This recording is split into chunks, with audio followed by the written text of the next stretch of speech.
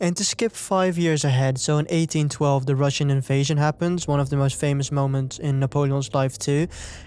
Now, looking back at it in like 2024, it kind of seems like a stupid idea to invade Russia, right?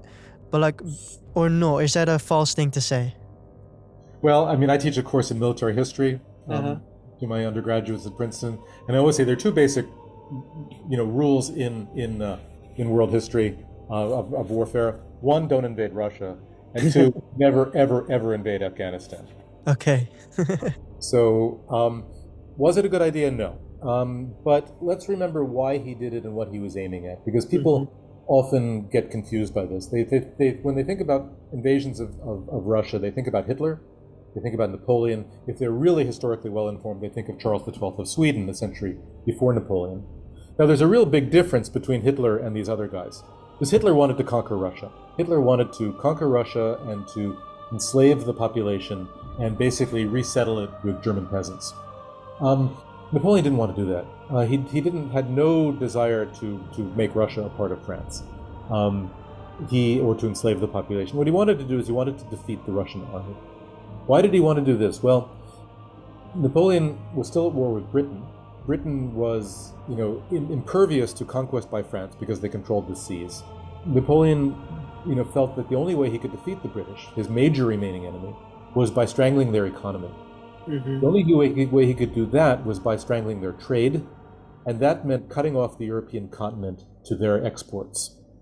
The British were manufacturing a lot at this time. They were also re-exporting a lot of things that they were basically getting from Asia and from the Americas and re-exporting to Europe. So how do you do this? Well, you basically create what Napoleon called the continental system, which means essentially cutting off the entire European continent from Britain. But the European continent is pretty big. It's got a lot of coastline, tens of thousands of miles of coastline.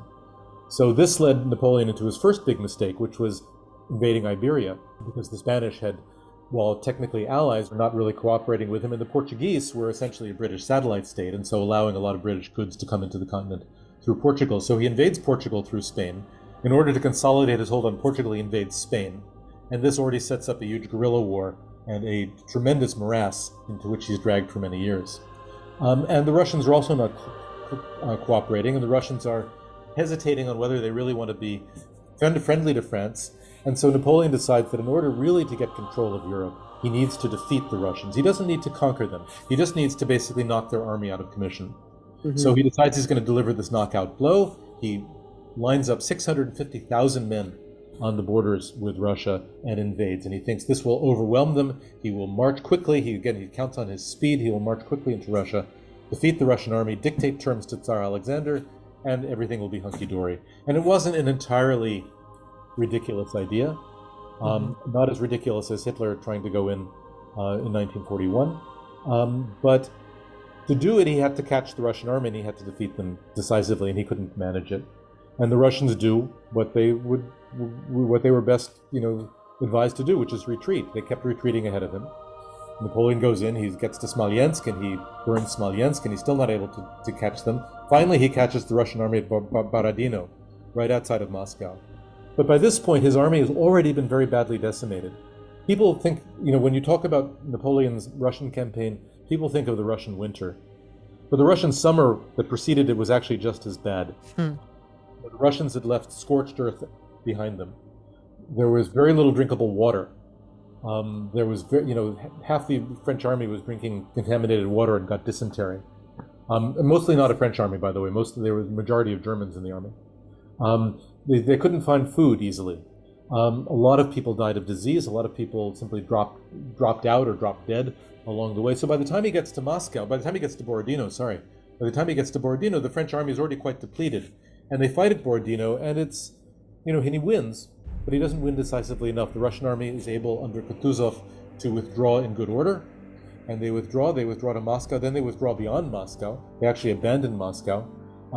And Napoleon invests Moscow in the fall of 1812, but then Moscow burns. Whether or not it's deliberately set by the Russians, the fire probably was, we're not completely sure, or whether it's an accident because of all the confusion. In any case, the city, which is mostly a wooden city, burns. And Napoleon finds that he cannot stay in Moscow with the winter coming. He decides he's going to leave. He dithers. Finally, he leaves. He leaves a little too late, and the winter comes too early, and the rest of the army is decimated on the retreat. And this becomes his single greatest disaster. Yeah, because that's one of the points that I didn't know. So the winter came quite early, because that was going to be my next question: is what made Napoleon not leave Russia earlier, as he noticed that the Russians were retreating? He thinks the winter will be. Again, he's also. I mean, he's a Corsican. He doesn't really, even though he's fought at places like Eylau and knows how bad the cold can get. He's not really, he's not an expert on winter weather. But he's read the biography of King of Sweden, right? He's read about Charles XII. He's read, about it. But again, even, and he still has a lot of confidence in his men. But then, the winter comes early. That's also true. So all that again, it's the perfect storm. The army is decimated. Moscow burned. Winter comes early. Boom.